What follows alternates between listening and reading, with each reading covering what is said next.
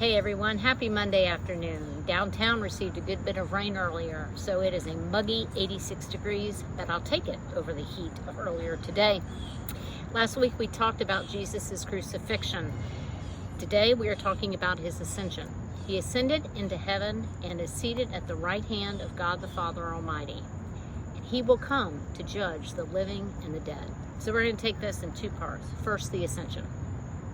The books of Mark, Luke, and Acts cover the ascension in detail. The book of Matthew does not, but I really like how Matthew accounted Jesus' discussion with the disciples prior to his ascension.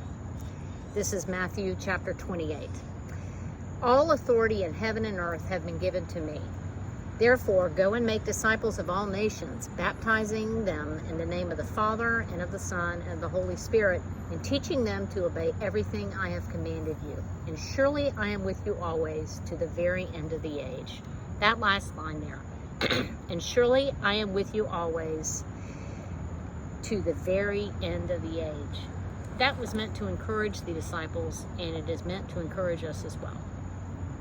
Jesus was fully human and fully divine. He is our protector and our provider.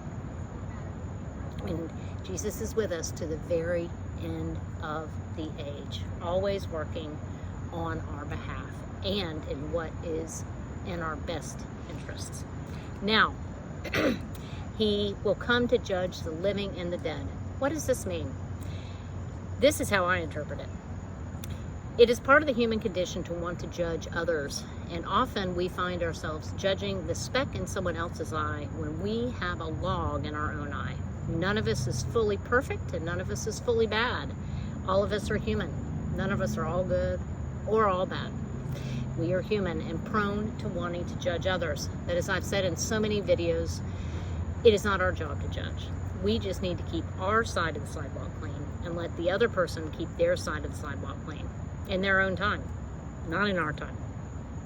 If we were to focus on cleaning everyone else's sidewalk, including our own, the result would be that our sidewalk would stay dirty, or if it were clean, it would only be clean because we were so stressed and harried because we were trying to keep everyone's sidewalk clean.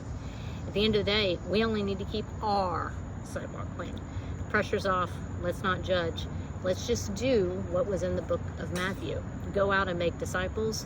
Love big and do what Jesus commanded us to do. Love one another as Jesus first loved us. Have a great rest of your week, and I will see you next Monday. Love and blessings to you, my friends.